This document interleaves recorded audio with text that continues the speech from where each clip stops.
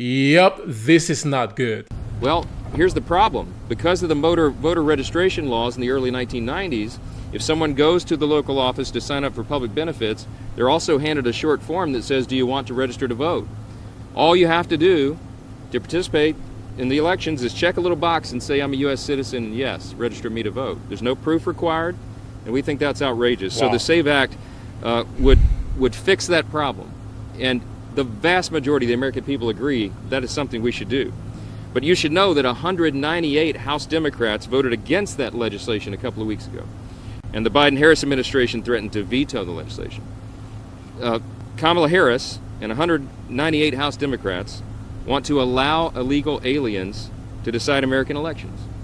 And right now, and every non-citizen can do that, and there's no real impediment except the honor system. We don't believe that is going to work. Our elections are too narrow and too important to allow this to happen, especially since the administration is now on track to report 10 million encounters with illegals before October. What? That's the official number. We believe, personally believe, members of Congress believe the number is probably closer to somewhere in the 16 million person range. Since Joe Biden and Kamala Harris took office, 16 million illegals have come across the border.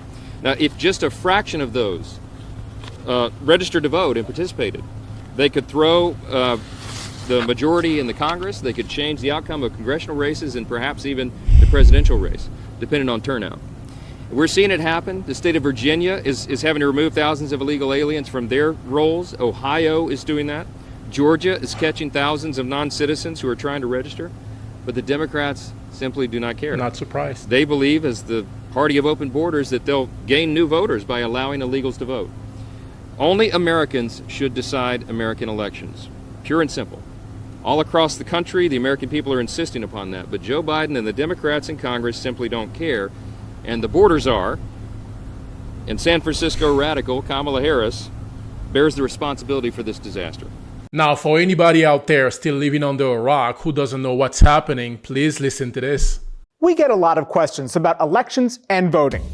One Verify viewer texted us to ask whether undocumented immigrants can vote in some local elections, like races for school board or mayor. So, let's verify. Our sources are the US Code, Ballotpedia, a Verify Analysis, and Joshua Douglas, a voting rights expert at the University of Kentucky. The federal government only allows U.S. citizens to vote in federal elections, and all states only allow citizens to vote in statewide elections, but it's more complicated for local races. Douglas says unless states explicitly ban undocumented immigrants from voting in local elections, then local governments can pass laws allowing them to vote. Ballotpedia lists 17 municipalities that allow non-citizens to vote. Of those, a Verify Analysis found 13 permit some undocumented immigrants to vote in certain local elections, including D.C., San Francisco, Oakland, and 10 municipalities in Maryland. So, yes, undocumented immigrants are allowed to vote in some local elections where permitted by law. However, many of these laws are facing legal challenges. With your Verify, I'm Brandon Lewis. What a mess, man. Now, my question to you is, now that Democrats did it, they found a way to give undocumented migrants some voting powers in those places. Do you think that Democrats will stop at the local level? Exactly. This man is not lying, and people better wake up before it's too late.